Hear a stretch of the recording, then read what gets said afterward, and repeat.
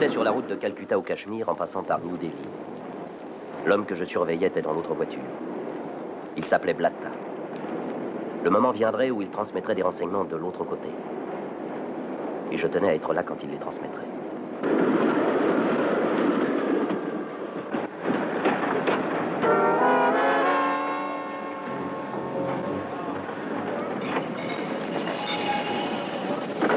Billet, s'il vous plaît, monsieur.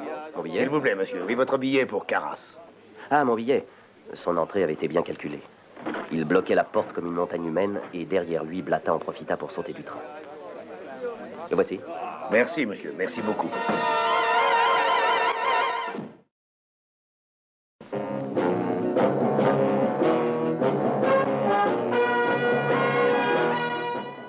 Tous les gouvernements ont leurs services secrets. En Amérique, c'est le CIA. En France, le 2e bureau. En Angleterre, le M15. L'organisation atlantique a le sien aussi. Dans les cas difficiles, on fait appel à moi ou à quelqu'un dans mon genre. Oh, je me présente. Je m'appelle Drake. John Drake.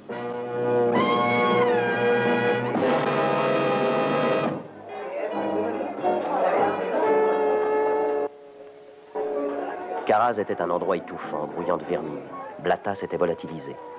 La seule personne qui pouvait m'aider, c'était notre agent local, un certain Banerjee, écrivain public de son état. Voyons d'abord ce que désire ce noble étranger.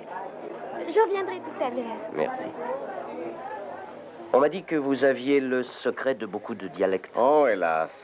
Ceci est écrit dans un obscur idiome, le tamil. Je ne connais guère que 15 langues et 130 dialectes, mais le tamil est un vieil et obscur langage. Sauriez-vous le lire? Oui, monsieur Drake. Je saurais le lire. Que puis-je faire pour vous? J'ai suivi pas à pas cet homme pendant près de 8 jours. Le cancrelat? Quoi? C'est ainsi qu'on le nomme dans ce pays-ci. Il a sauté du train aujourd'hui, je l'ai perdu dans la confusion de l'arrivée. Ah, c'est que l'arrivée de ce train est un vrai événement local et il y a toujours une telle cohue. J'ai l'impression que cette fois, j'ai bénéficié d'une bousculade bien faite. Je vais retrouver cet homme, et vite. Oh, vous n'avez qu'à me laisser faire, monsieur Drake. J'enverrai quelqu'un vous voir dès que j'apprendrai quelque chose. J'ai besoin d'une auto. Nous avons un garage, géré par un Anglais, monsieur, un certain Waters, Rollo Waters. Mais quoi? Mais il est plutôt dangereux. Pas réellement méchant, mais sa langue est aussi preste que celle d'une vieille corneille. Il adore boire. C'est la chaleur. À part ça, c'est un remarquable mécanicien. Merci de votre obligeance. Venez, Fleur d'Abradier.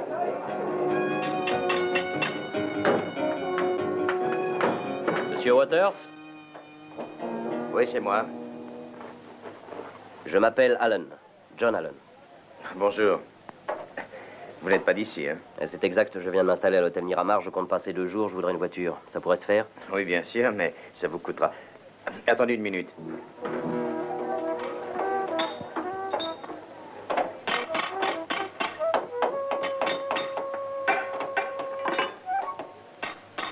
Rollo. Rollo. Excusez pour ce chahut. Est-ce qu'il va vous falloir longtemps? Ces freins sont dangereux, vous savez. Surtout sur des routes de montagne. Enfin, ce sera pas dans 2 heures. Il vaudrait mieux dire 3, comme ça on sera plus sûr. Entendu. Ne vous pressez pas trop, je reviendrai vers 4 heures. Un petit instant, Madame Godard. En réfléchissant, il vaudrait mieux que... Curieuse bonne femme.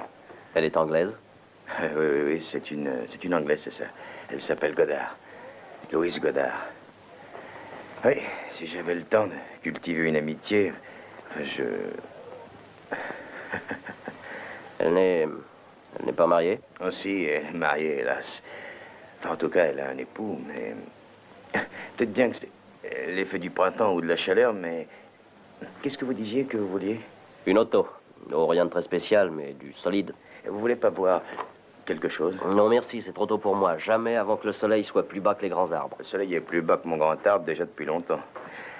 Oh, ma rivière, tidalidala.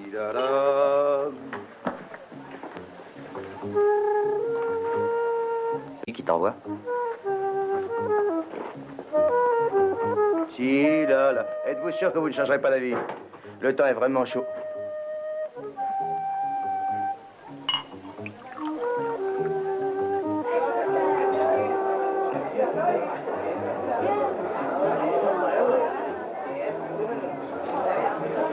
Va vite. L'homme était là. Mais son attitude avait changé. Ses yeux avaient l'air d'être aux aguets, comme ceux d'un animal qui flaire le danger. Je connaissais cette impression. Il était prêt à rencontrer quelqu'un.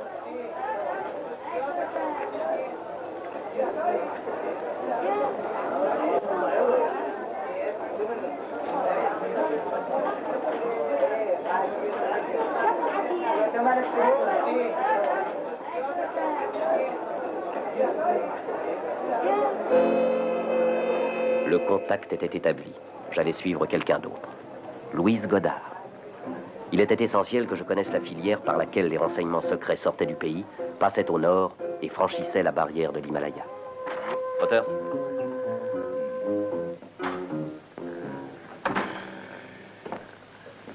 Waters. Ah, Waters, allons, réveillez-vous. Réveillez-vous. Sortez. Votre garage est en feu. Il est assuré.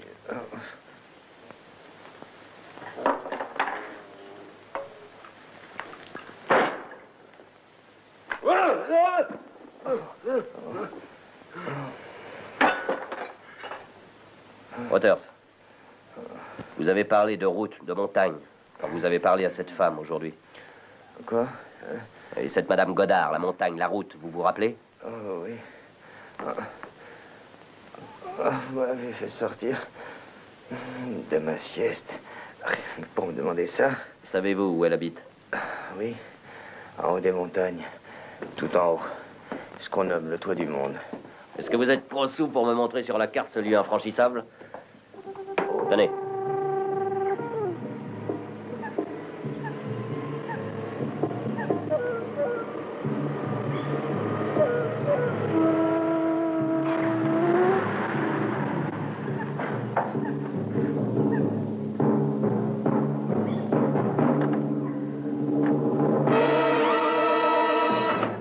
Bonjour, monsieur.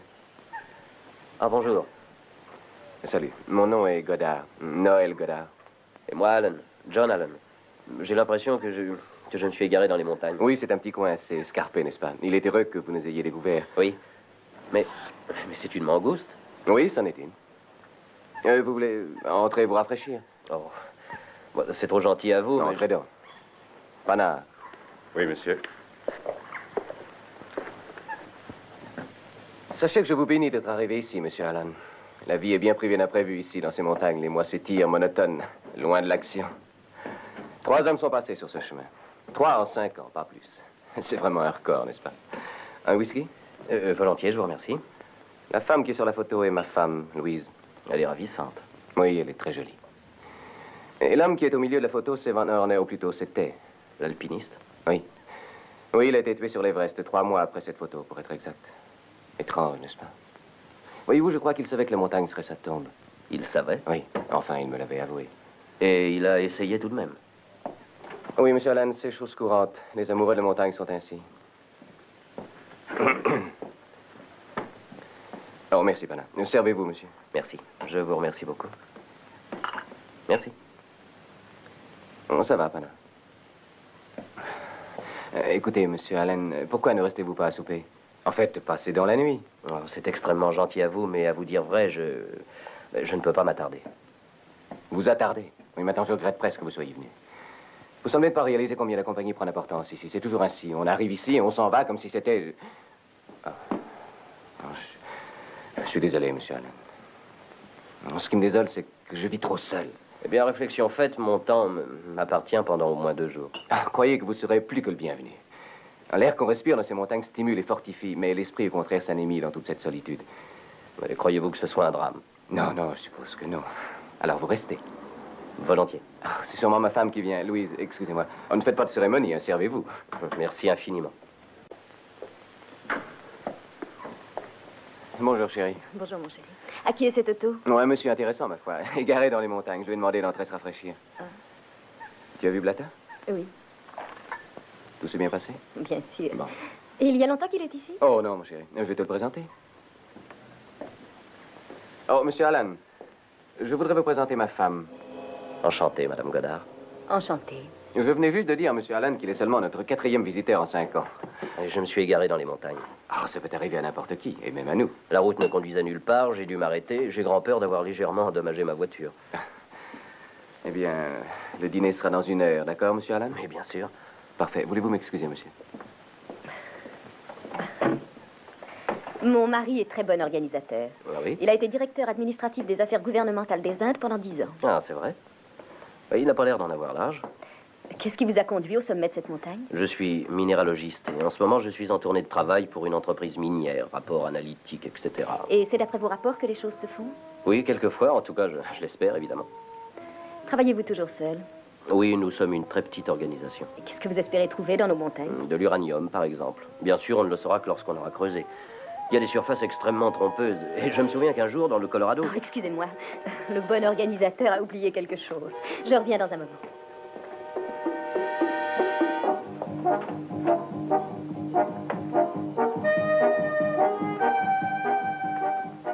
Ah, oui, merci bien.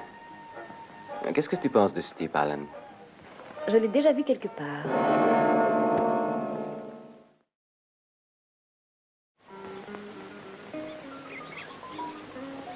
Un instant. Allons, encore une pour la célèbre collection Goddard. C'est un Polaroid? Oui. Excusez-moi une petite minute. Oui.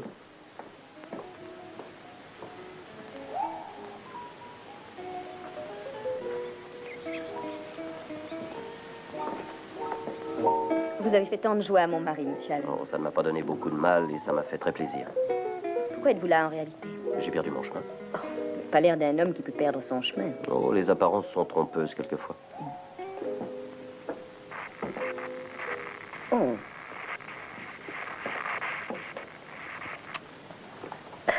Nous sommes vraiment bien mal équipés. C'est l'un des désavantages de la vie que nous menons sur cette montagne.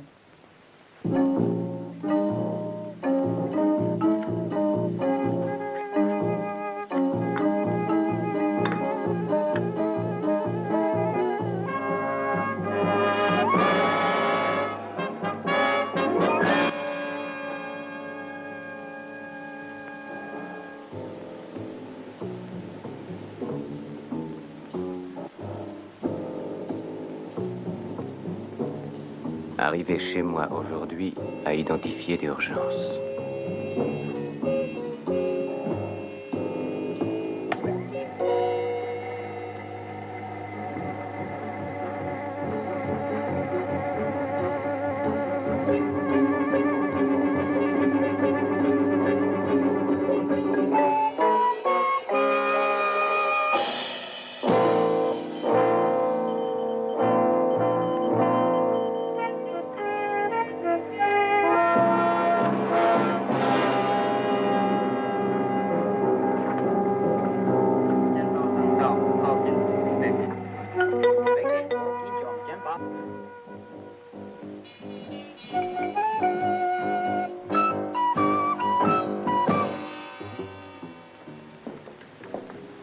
Une thérapeutique qui nous coûte environ 20 $ par jour.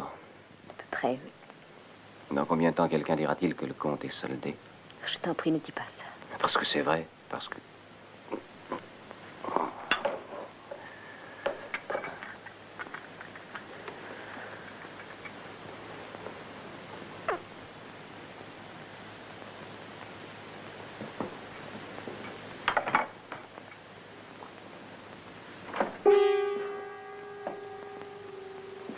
Tu es inquiète au sujet de cet homme, n'est-ce pas? Oui. Si nos soupçons étaient justes et s'il essayait de te faire revenir. Non, sûrement pas. S'il n'y avait pas d'autre moyen de l'empêcher de nuire, je le tuerais.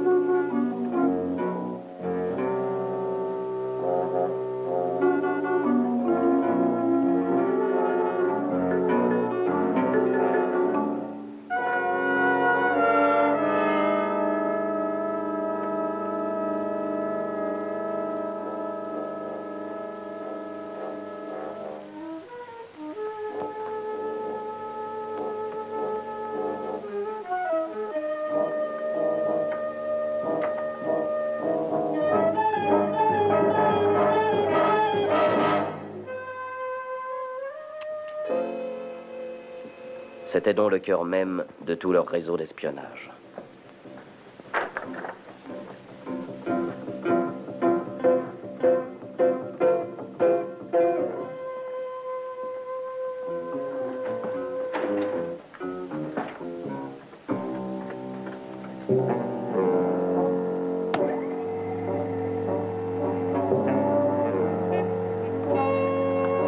Et cela me concernait, sans aucun doute possible. Ma condamnation à mort. John Drake, agent de l'organisation Atlantique, a éliminé.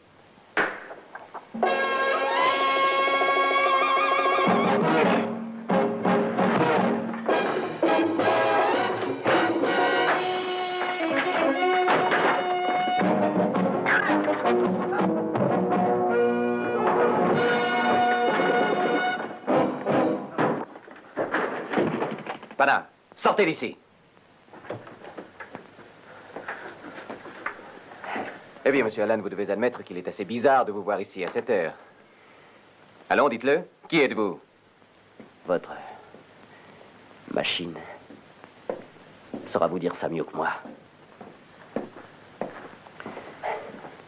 Tenez, voilà, monsieur Goddard. Tout tient en 6 mots. Je suis désolé que vous ayez lu ça en premier.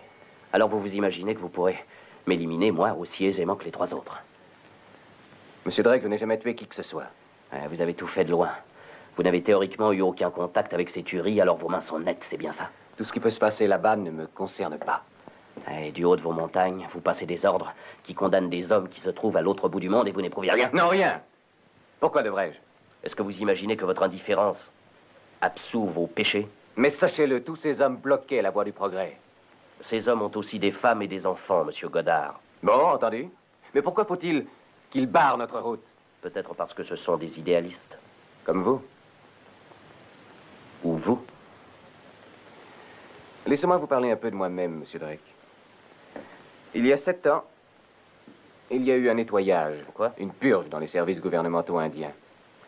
J'ai été arrêté et accusé d'avoir des activités subversives.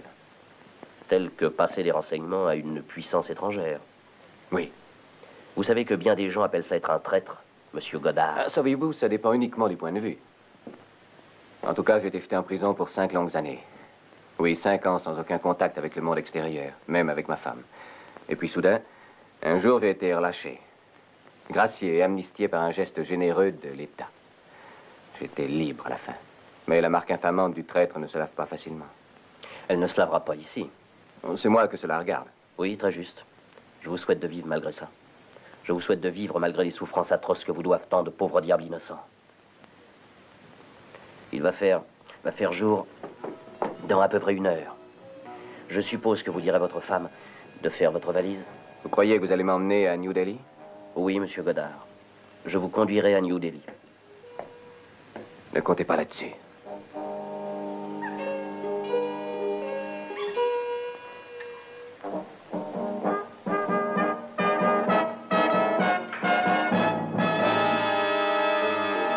Vous devez être fier de votre triomphe, monsieur Drake. Pas particulièrement. En le descendant ainsi dans la chaleur de la vallée, vous allez le faire mourir. Vraiment? Vous aurez les mains nettes, vous. Vous n'avez plus qu'à finir un ouvrage déjà commencé. Mais quoi? On ne l'a fait sortir de prison après l'y avoir laissé pourrir pendant 5 ans que parce qu'on a découvert qu'il était très malade. Croyez-vous que c'est par goût que nous vivons là-haut sur ces montagnes? Vous doutez-vous de ce que j'achetais quand vous m'avez vu à Cara? De la streptomycine. Mon mari n'a plus qu'un poumon. Mon corps est filtré. Si on le laisse rester ici, il a 1 an à vivre, tout au plus. Si on le ramène dans la vallée, il mourra en l'espace de quelques Je jours. suis désolé, j'ai bien peur d'être... Oh, il ne m'en dira pas votre pitié. Il n'y a que moi qui ferai ça pour lui. Je n'ai guère le choix. Votre mari serait le premier à être d'accord là-dessus.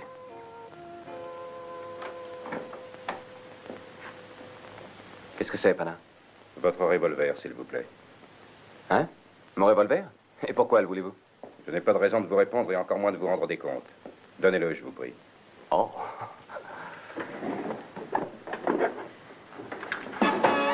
Pendant tant que je tiendrai cette arme, vous ne dépendrez que de moi et vous me rendrez des comptes. Maintenant, sortez. Allons, sortez. Vous croyez donc être à l'abri de la mort, monsieur Drake? Je n'ai pas entrepris ce voyage sans que quelqu'un soit prévenu de l'endroit où j'allais. Me tuer serait signer votre propre arrêt de mort. Vous croyez que ça me ferait quelque chose de mourir si mon mari mourait? Qu'est-ce qui doit mourir? Moi? Noël, Je t'apporte ton sac. veux-tu réellement t'en aller? Enfin, il faudra bien que je revienne. Cet endroit va me manquer, il m'avait fait tellement de bien. Il serait temps de partir.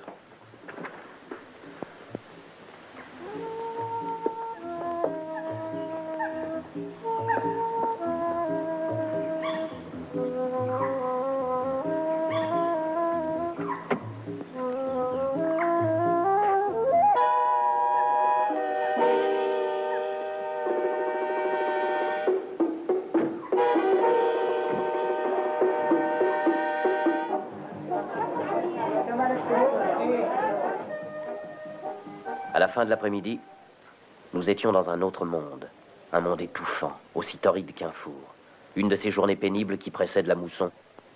Notre avion était en retard. Il n'arrivait toujours pas. Louise Godard n'avait pas menti. À mesure que le temps passait, je le voyais s'effondrer. C'était terrifiant. Et j'étais responsable de ça. Je vais tâcher d'avoir un avion. Je reviens aussitôt que je l'aurai. Il faut y retourner. Il est encore temps. Non, non, Mais tu dois y retourner. non, non, chérie. Dans l'auto, la seringue hypodermique. Non, je t'en prie, chérie, je t'en prie.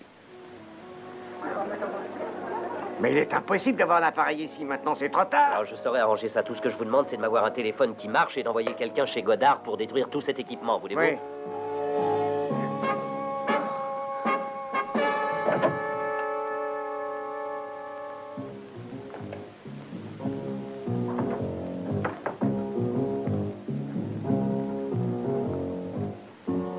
Vous ne partirez pas. Je vous en empêcherai. On me l'a ordonné. Vous êtes là trop tard, Pana. Personne ne m'arrêtera plus maintenant.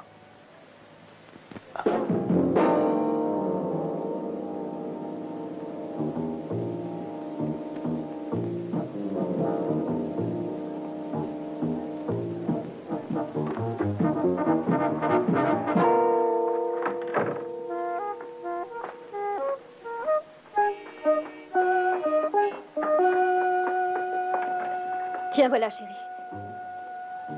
Noël.